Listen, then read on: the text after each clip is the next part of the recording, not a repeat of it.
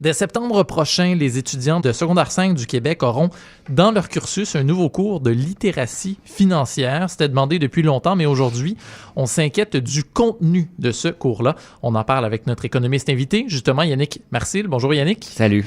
Yannick, les syndicats des enseignants se sont fait entendre cette semaine. Oui, tout à fait. Donc, s'oppose pas tellement à ce cours-là. On est dans une étape un peu en amont, oui. C'est-à-dire s'inquiète, comme tu viens de le dire, de la manière de le faire. Grosso modo, on critique deux choses. Là, c'est l'improvisation et le fait que ça soit imposé là, très rapidement également aux professeurs et que ça chamboule l'ensemble du programme de ce qu'on pourrait appeler les sciences sociales en général. Mais au-delà de ça, pour moi, ce qui est beaucoup plus important, et on en a parlé un peu à l'automne, un peu partout, c'est le contenu même du cours. C'est-à-dire qu'on appelle ça un cours d'économie, alors que c'est pas un cours d'économie, tu as bien dit, c'est de la littératie financière, c'est-à-dire des finances personnelles, grosso modo.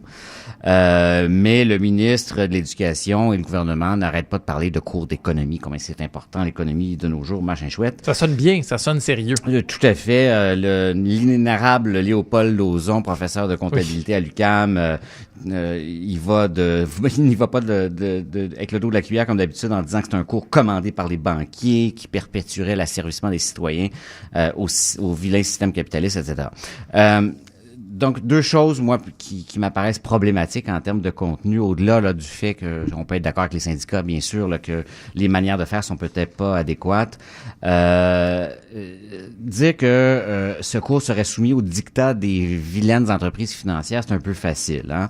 Je pense que, de façon générale, effectivement, il y a une carence en littératie financière. On voit le taux d'endettement, mais il y a des sondages, des enquêtes sociologiques qui montrent que c'est assez hallucinant, la méconnaissance des citoyens en général de ce qu'est une carte de crédit, comment ça fonctionne, un prêt hypothécaire, ce genre de trucs-là. Donc, il m'apparaît important que cette littératie financière soit apportée. Cela étant dit, est-ce que c'est à l'école à le faire? Hein? Est-ce qu'on doit le faire au primaire, au secondaire, voire au cégep? D'une manière générale, pourquoi pas? Je veux dire, je pense qu'on pourrait être en faveur, par exemple, d'un cours d'introduction au droit, aux institutions juridiques. On parle beaucoup de cours à la citoyenneté. Oui, Jean-François Lisée, il fait beaucoup allusion. Je pense que ce sont plein de bonnes idées, mais dans un contexte où le système d'éducation craque de partout, où on cherche des budgets pour payer des crayons aux profs, littéralement, où les écoles physiques s'écroulent, c'est peut-être pas la priorité, dans le sens où c'est peut-être pas la place de l'école qui doit avoir un cœur d'enseignement qui est autre. Et tu sais, je veux dire, on n'apprend pas aux écoliers à faire du vélo au primaire. Ben c'est peut-être aussi le rôle des parents, comme d'apprendre le vélo à inculquer des bases de gestion des finances personnelles avec des outils qui pourraient être apportés par l'État, ne serait-ce qu'en finançant comme il se doit les associations d'économie familiale, les fameuses ASIF, qui font un travail formidable pour apprendre aux gens à faire leur budget et à organiser leurs affaires personnelles. Bon, cela étant dit, de façon beaucoup plus fondamentale, un deuxième élément qui m'apparaît problématique, c'est d'imposer un cours d'économie. Donc, si on prend le mot comme il est dans la bouche du ministre, au secondaire et ou au cégep, qui serait obligatoire. Là où moi j'ai beaucoup de difficultés avec ça, c'est que l'économie est une bestiole particulière. C'est-à-dire la science économique ou les sciences économiques sont une discipline, contrairement aux autres sciences sociales, qui sont dominées de façon hégémonique par une seule école de pensée, ce qui n'est pas le cas en sociologie, en anthropologie, en histoire et voire même bien sûr en philosophie, hein, où plusieurs courants de pensée s'entrechoquent et sont présentés aux étudiantes et aux étudiants lorsqu'ils sont enseignés. En leur laissant un libre choix de pensée.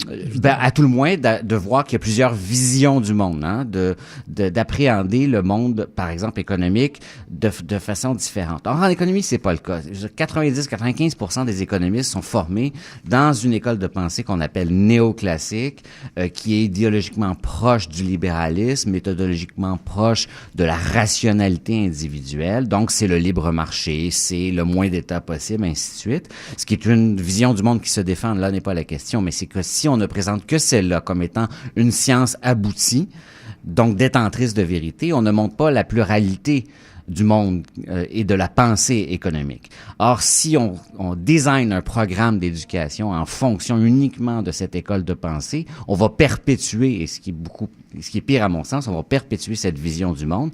Donc, laissons donc les questions économiques, d'inégalité, d'impact du libre marché, de la pollution, ainsi de suite, aux humanités, ce qu'on appelait autrefois les humanités, c'est-à-dire l'histoire, la sociologie, la science politique, la philosophie, que ce soit au secondaire ou au cégep.